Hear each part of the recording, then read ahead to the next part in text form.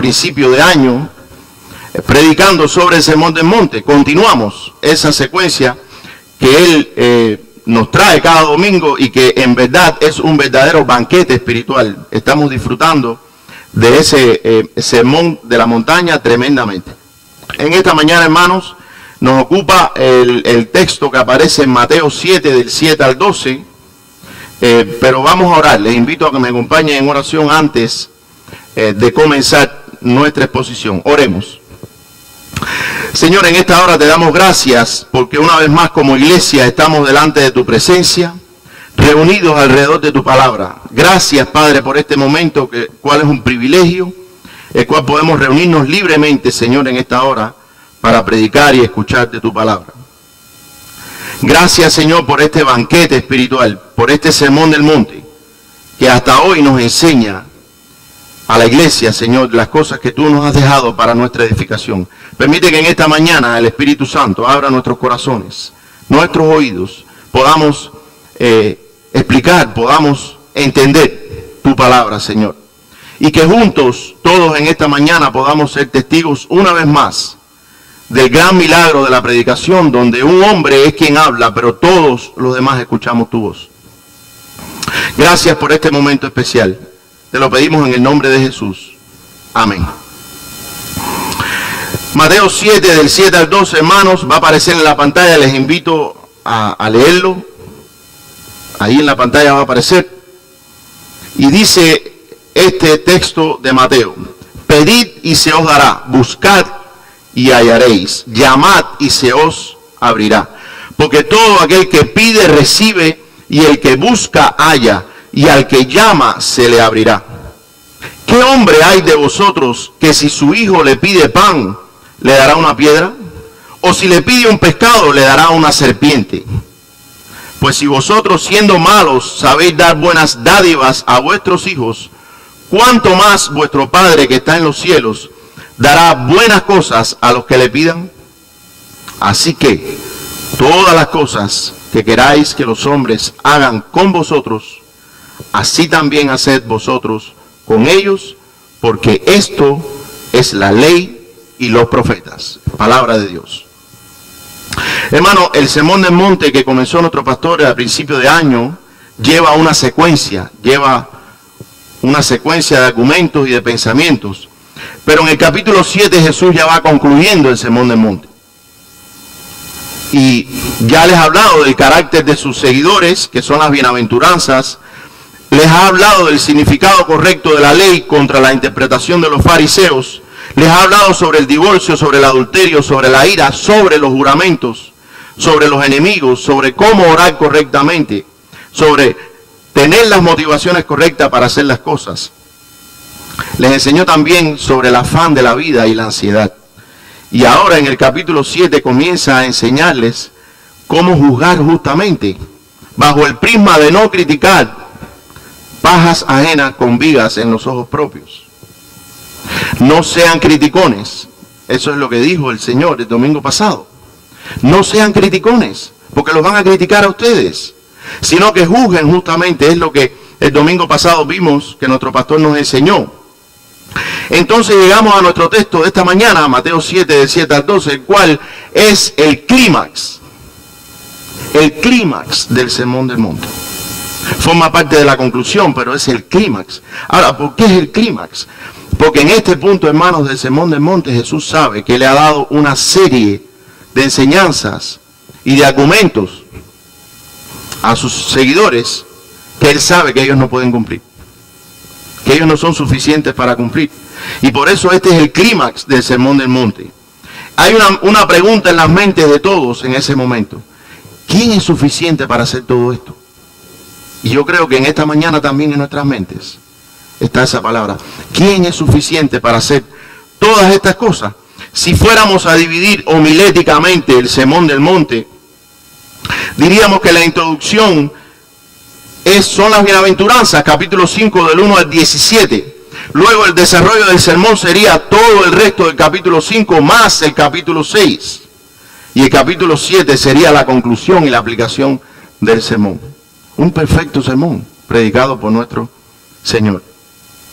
Ahora, Jesús les dice cómo es que pueden cumplir con todo lo que les ha enseñado y cuál es el propósito para el cual se lo ha enseñado, con nuestro texto de esta mañana. Entonces nuestro sermón, hermanos, en esta hora lo vamos a dividir en 2 puntos. Solamente 2 puntos más la aplicación del sermón. El primer punto, cómo poder cumplir con el sermón del monte. Y segundo punto, el propósito del sermón del monte. Vamos a pasar a analizar nuestro texto, hermanos, para enseñarles cómo poder cumplir con las enseñanzas y mandamientos del sermón del monte. Jesús les da a ellos 3 mandamientos con sus respectivas promesas, lo cual repite 2 veces, versículo 7 y versículo 8. Pedid, buscad y llamad. El que pide, recibe. El que busca, halla. Y el que llama, se le abrirá. Lo repite 2 veces. Repite 2 veces eso el Señor. El Señor con esto les está diciendo, para poder llevar a cabo toda esta enseñanza que les he dado a ustedes mismos no son suficientes. Por lo tanto, deben pedir, deben buscar y deben llamar.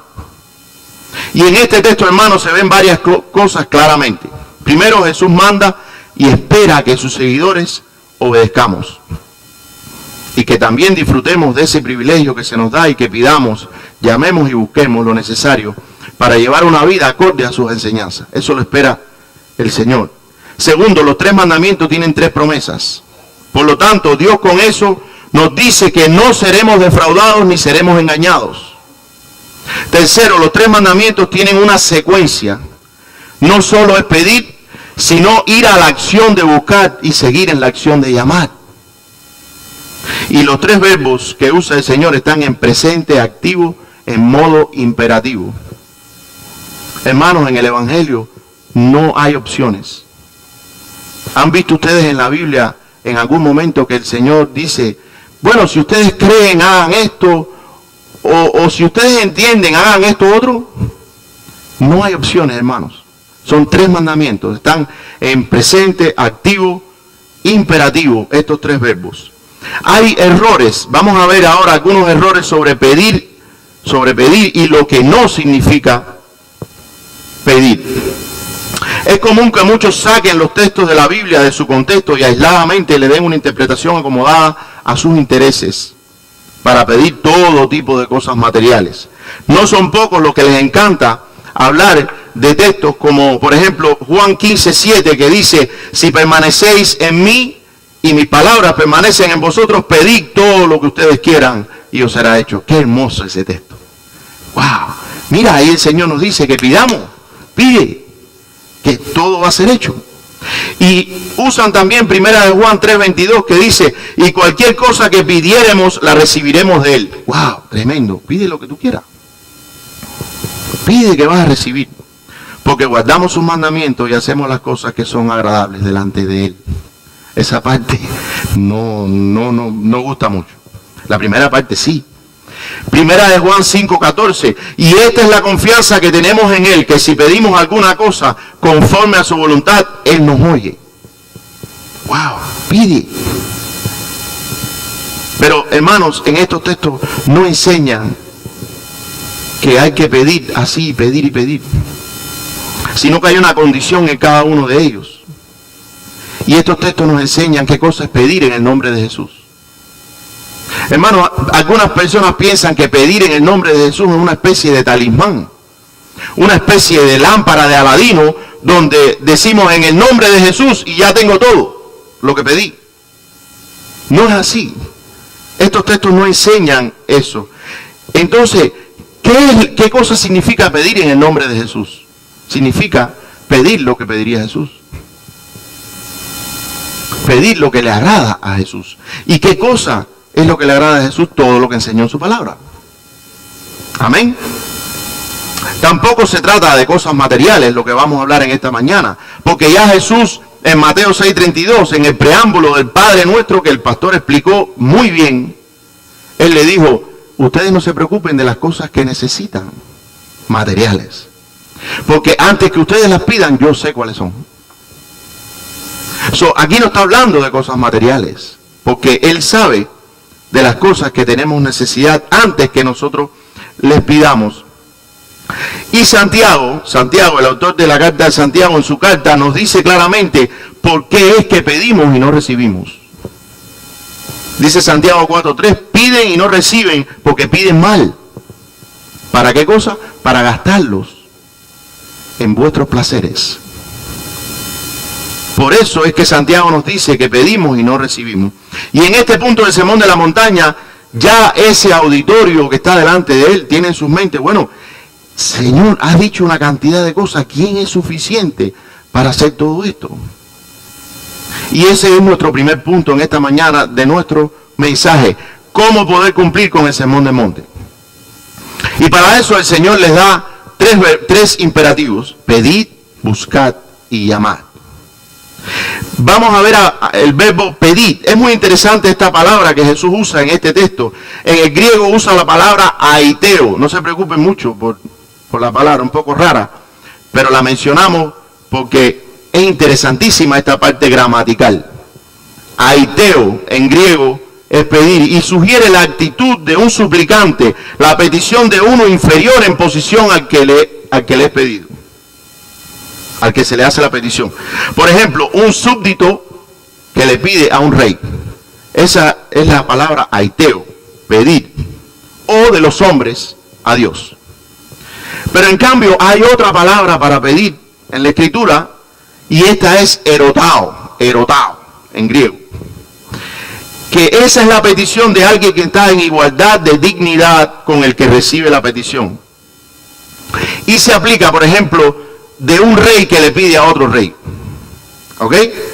Y en la Biblia está usado, por ejemplo, en Lucas 14, 31 y 32, en esta parábola que usa Jesús, que dice: ¿o qué rey al marchar a la guerra contra otro rey no se sienta primero y considera si puede hacer frente con 10.000 al que viene contra él con 20.000?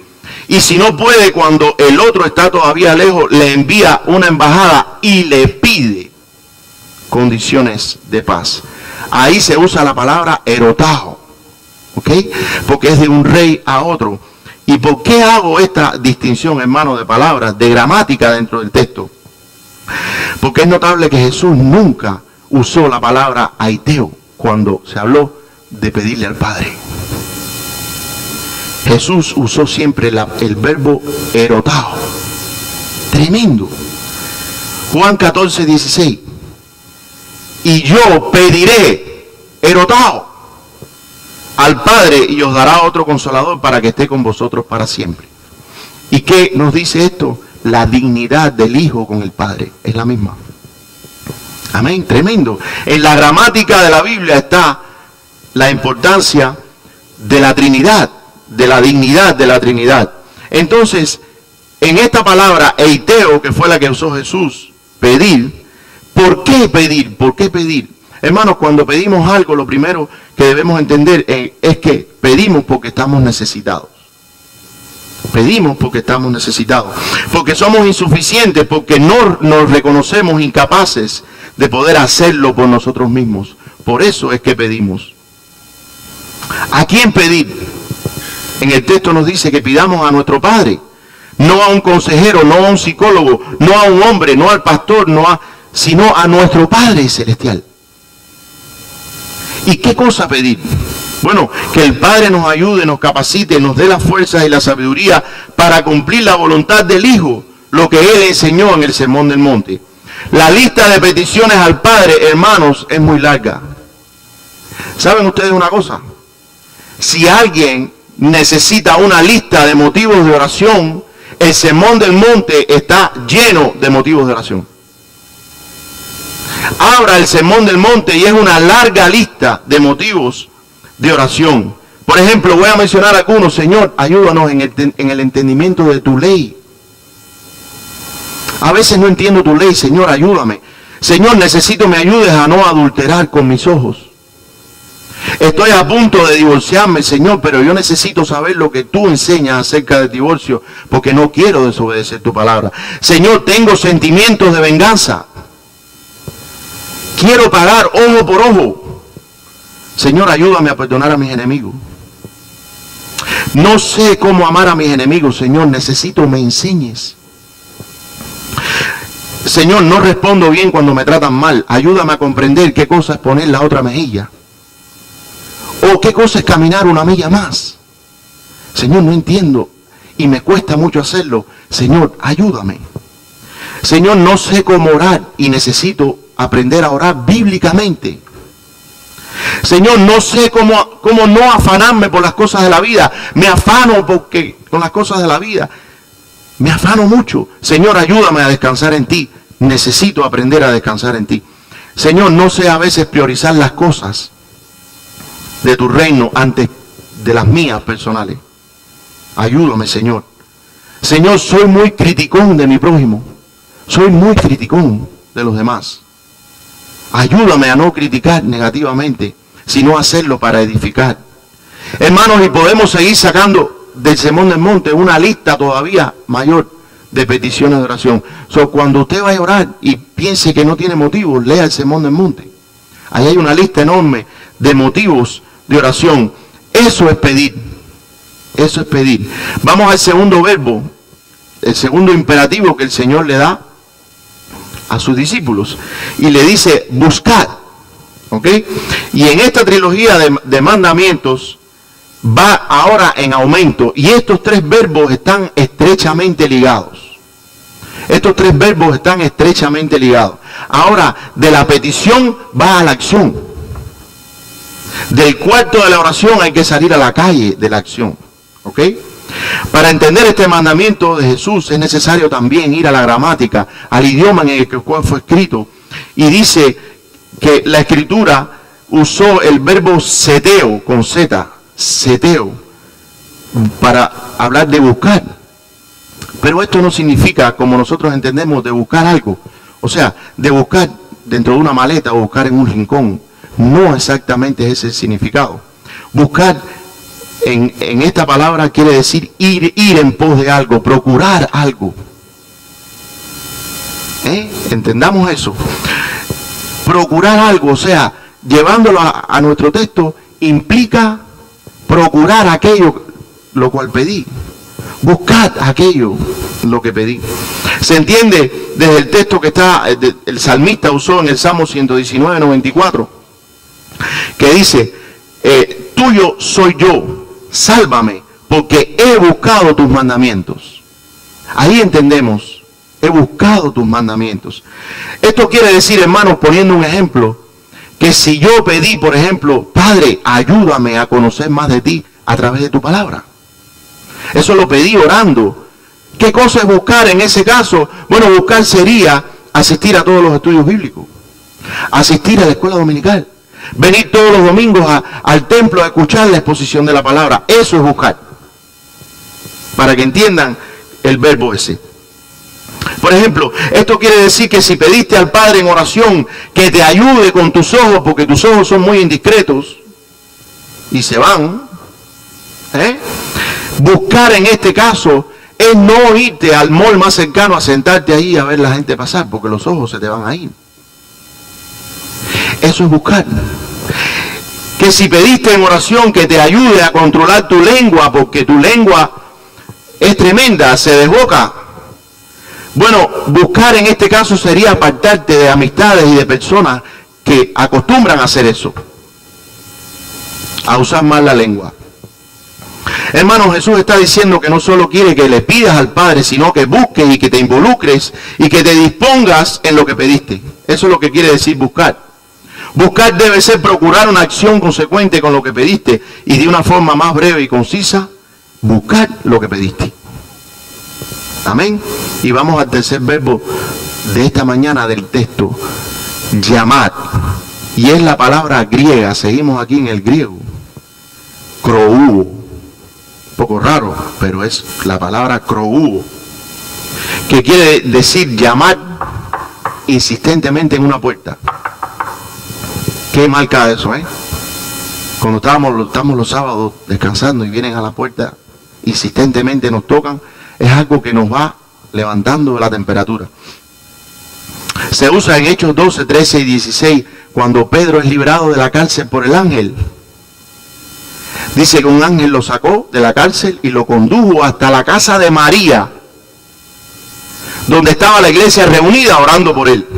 Y dice que cuando llegó, tocó la puerta. Pero no lo escucharon, porque los hermanos estaban orando y no lo escucharon. Y Pedro tocó insistentemente. Ese es el verbo crobuo, llamar a una puerta insistentemente. Este verbo, hermanos, en este texto indica la perseverancia y la insistencia en seguir haciendo las dos cosas anteriores, pidiendo y buscando. Hay una parábola en la Escritura que ilustra esto tremendamente. Es tremenda esa parábola. Y está en Lucas 18, del 1 al 8. Vamos a leerla. Aparecerá en la pantalla. Y dice: también le refirió Jesús una parábola sobre la necesidad de orar siempre y no desmayar, diciendo: había en una ciudad un juez que ni temía a Dios ni respetaba a hombre. Había también en aquella ciudad una viuda, la cual venía a él diciendo: hazme justicia de mi adversario. Y él no quiso por algún tiempo, pero después de esto dijo dentro de sí: aunque ni temo a Dios ni respeto a hombre, sin embargo, porque esta viuda me es molesta, le haré justicia. No sea que viniendo de continuo me agote la paciencia. Y dijo el Señor: oíd lo que dijo el juez injusto. ¿Y acaso Dios no hará justicia a sus escogidos que claman a Él día y noche? ¿Se tardará en responderles? Os digo que pronto les hará justicia, pero cuando venga el Hijo del Hombre, ¿hallará fe en la tierra? Hermanos, esta parábola tiene de todo. Se nos presenta aquí otro motivo más de oración. Y se nos enseña acerca de la perseverancia y la insistencia en seguir llamando, en seguir clamando y no desmayar. Y hay un detalle muy importante que no quiero pasarle por alto, hermanos. Les pregunto a cada uno de ustedes: ¿tienen ustedes adversarios?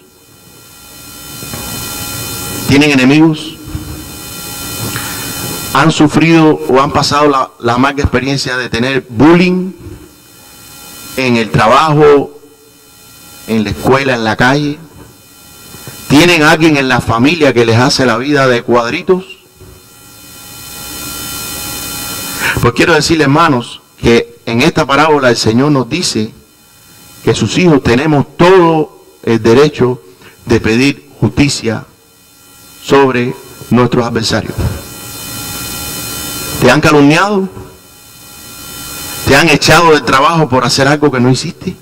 ¿O que no dijiste o que no cometiste? ¿Te han acusado falsamente? ¿Aún sabiendo de que eres inocente? Hermano, injusticias nos vamos a encontrar a cada paso. Y el Señor nos dice aquí: pide justicia. Pide justicia. Pídela. ¿Por qué? Porque tu Padre está escuchando y te va a hacer justicia, dice la parábola, muy pronto. Ahora la pregunta mía es: ¿sabíamos esto? ¿Clamamos a Él por justicia? ¿Usamos ese derecho que nos da el Señor a sus hijos? No es venganza, hermanos. No es venganza. Mía es la venganza, no se metan en eso. Yo daré el pago, dice el Señor. Pero aquí nos dice que pidamos justicia. Por lo tanto, es otro motivo más de oración por el cual pedir. Y pedir insistentemente. Insistentemente, porque es lo que indica el verbo llamar.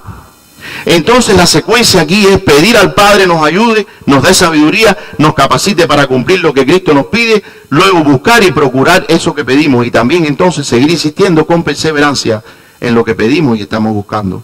Pero Felipe, espérate un momentico ahí. A mí me parece que tú estás exagerando un poco.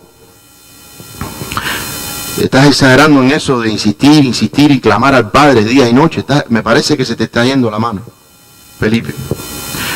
Pues quiero decirte que no estoy exagerando. ¿Sabes por qué no exagero?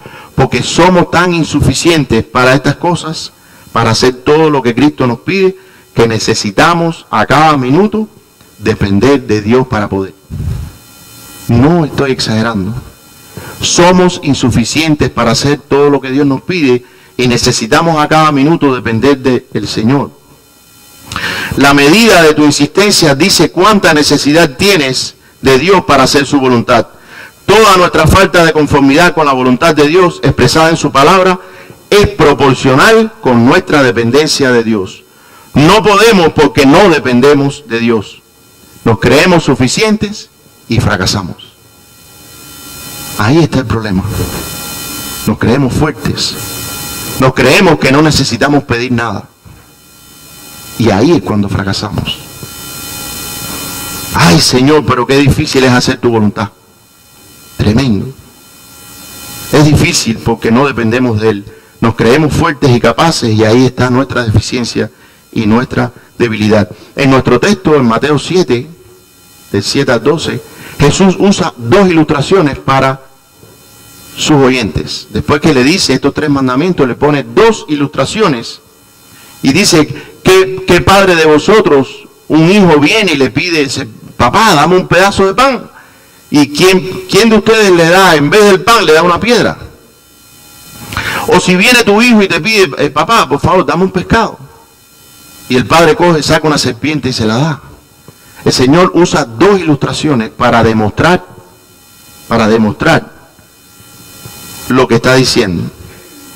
Y después dice en el texto: si ustedes, siendo malos, saben dar buenas dádivas a sus hijos, ¿cuánto más vuestro Padre que está en los cielos dará buenas cosas a los que le pidan?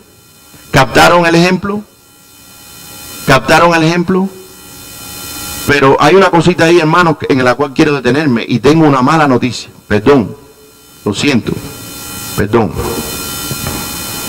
La palabra de Dios nos confronta a todos y nos confronta en nuestro orgullo. Si eres cristiano y te crees que eres bueno, pues quiero decirte que no lo eres. Tenemos que comprender de una vez y por todas, hermanos, que lo único que sale de nosotros es maldad. Lo que hay en nuestro corazón es maldad. Y que lo bueno que sale de nosotros no proviene de nosotros, sino del Espíritu de Dios en nosotros, de Cristo en nosotros. Si te crees que eres bueno, no eres bueno. No lo eres. Es Cristo en nosotros la esperanza de gloria. No eres bueno. No, pero soy justo. No eres justo. ¿Sabías que no eres justo? Eres justificado. ¿Sabe qué cosa es ser justificado? Ser declarado justo, que es otra cosa. ¿Saben ustedes, hermanos, que nuestra salvación está basada en una justificación que proviene de una justicia ajena? Nosotros somos salvos por una justicia ajena, la justicia de Cristo, la cual nos es imputada a nosotros, nos es puesta a nuestra cuenta, pero nosotros no somos justos. Pero el amor de Dios fue tan grande que dijo: yo quiero que me pongas a la cuenta de todos los que están en esta lista mi justicia. Amén. Esa es la justificación. Somos declarados justos, pero no somos justos por nosotros mismos. No eres bueno, no eres justo. Lo que somos, lo somos en Cristo Jesús. Hermanos, si no fuera por Cristo en ti, haríamos peores cosas que el peor de los mundanos. ¿Sabías eso? Y si tú no estás en Cristo, peor es la condición, porque no eres bueno. Y si crees que lo eres, pues entonces precisamente ese es el obstáculo, la barrera entre Cristo y tú. ¿Sabes por qué? Porque Cristo dice en su palabra que Él vino a buscar a los pecadores, no a los justos. Si no estás en Cristo y te crees que eres bueno, no lo eres. Y estableces una barrera entre tú y Dios, porque Él vino a buscar a justos. Él no vino a buscar. Él vino a buscar pecadores, no a justos. Pues si los padres terrenales saben dar buenas dádivas a sus hijos que le piden, ¿cuánto más el Padre Celestial? Y entonces ya les explicó en este punto cómo poder cumplir sus enseñanzas.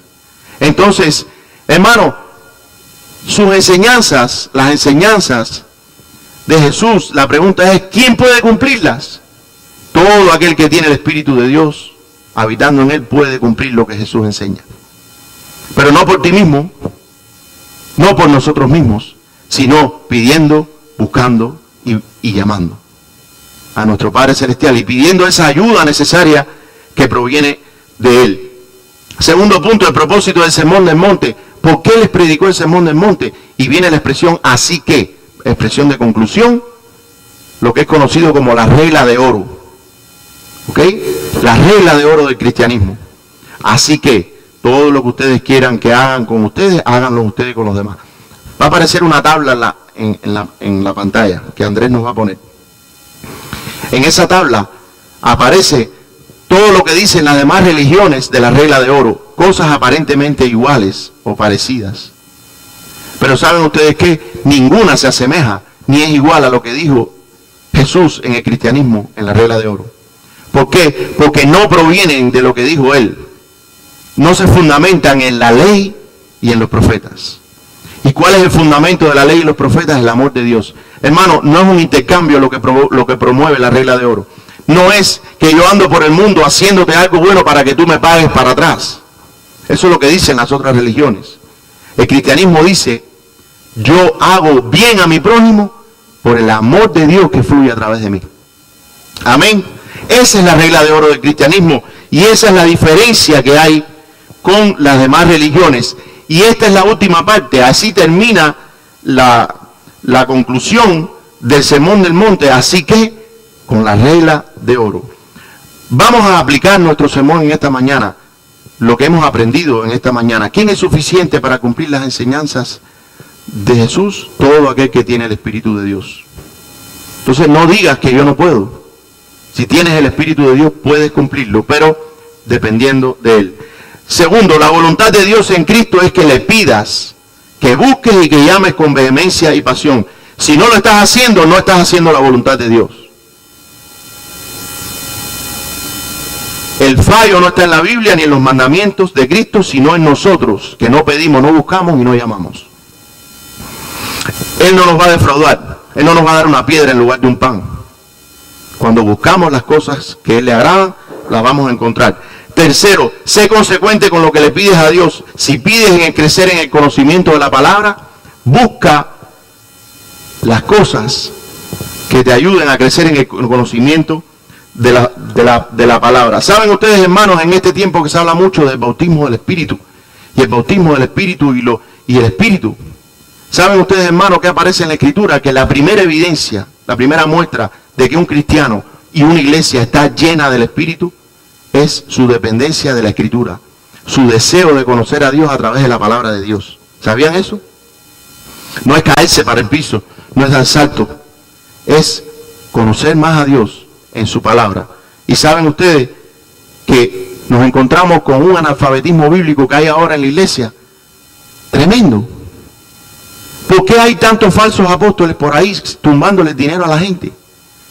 En parte, por el analfabetismo bíblico que hay. La gente no sabe, no conoce lo que dice la Biblia. Y vienen estos lobos vestidos de oveja que son muy astutos y engañan a la gente y creen que están haciendo algo para Dios. Hermano, es triste, y lo tengo que decir con toda seriedad, es triste que hoy aquí en nuestra iglesia, el equipo pastoral, el equipo ministerial de la iglesia, estemos valorando, estemos preguntándonos si vamos a dar o no la escuela dominical. ¿Saben ustedes por qué? Porque no hay asistencia. No hay asistencia. Entonces, es triste. Buscad, pedid, llamad. ¿Dónde está la gente? ¿Dónde están mis seguidores que quieren estudiar la palabra? Hermanos, son 3 horas semanales. 1 hora para el miércoles. Apenas 40 minutos el domingo en la escuela dominical, 10 de la mañana. Y 1 hora en el culto para escuchar el sermón. Vamos a redondear 3 horas semanales. ¿Es mucho? ¿Es mucho o en realidad es poco? ¿Saben ustedes, hermanos, que el corazón no puede crecer solo? Si usted coge un corazón y lo pone solo ahí, no crece solo. Los corazones necesitan el pulmón para que le lleve el oxígeno. ¿Ok? El hígado necesita el riñón. Así somos nosotros, hermanos. Tenemos que crecer juntos. Para eso tenemos que congregarnos alrededor de la palabra y estudiarla. Entonces, hermano, es triste que hoy el pastor, nosotros estemos valorando, bueno, ¿damos escuela dominical o no damos? No, si no viene nadie. Yo me avergüenzo, pero tengo que decirlo, tengo el deber de decirlo, porque tiene que ver con esto que estamos hablando. No estamos buscando entonces. Si decimos que queremos conocer al Señor, no estamos buscando entonces. Es mentira. No somos consecuentes con lo que decimos. Hermanos, si tienes el privilegio de pedir justicia por tus adversarios, pídelo, justicia. Pide justicia, que el Señor te da ese derecho. Y lo otro, hermano, ¿ustedes saben qué significa la regla de oro? La regla de oro lo que significa es que tenemos que vivir cada minuto de nuestra vida en la presencia de Dios. En latín es coram Deo, lo habrán escuchado por ahí. Coram Deo, en la presencia de Dios y en la presencia de nuestro prójimo. Esa es la regla de oro. Y eso es lo que en esta mañana el Señor nos dice. Pidan, busquen y llamen para poder cumplir con todo lo que les he pedido, porque pueden hacerlo. Pueden hacerlo, hermanos. Y si hay alguien en esta mañana aquí que no conoce al Señor, quiero decirte que estas promesas no son para ti. No son para ti. Estas promesas no son para ti. ¿Saben por qué? Porque el auditorio inmediato del Sermón del Monte fueron sus discípulos. Dice que el Señor llamó a sus discípulos y se sentó en el Sermón del Monte. Y el resto de la gente, ¿por qué se acercaron? Porque venían detrás de él, porque hacía milagros, sanaba a la gente. Y le había dado panes y peces y habían comido. Y el resto de la gente se acercó con sus discípulos. Pero su sermón principalmente era para sus discípulos, para los hijos de Dios. Estas promesas de pedir y se os dará, buscad y hallaréis, llamad y se os abrirá, para los hijos de Dios. Pero ¿sabes qué? Si no estás en Cristo, hay buenas noticias para ti. Dice la Escritura que Él no desechará al corazón contrito y humillado. Ven en arrepentimiento y fe al Señor. Ven en arrepentimiento y fe al Señor. Es el llamado que en esta mañana la palabra de Dios nos hace. Así que, hermanos, seamos hacedores de estas cosas. Y en esta conclusión del Sermón del Monte recojamos la enseñanza. Vamos a pedir, vamos a buscar y vamos a llamar con insistencia, porque el Señor se agrada y quiere que sus hijos hagan estas cosas. Vamos a orar. Señor, en esta hora te damos gracias, Señor.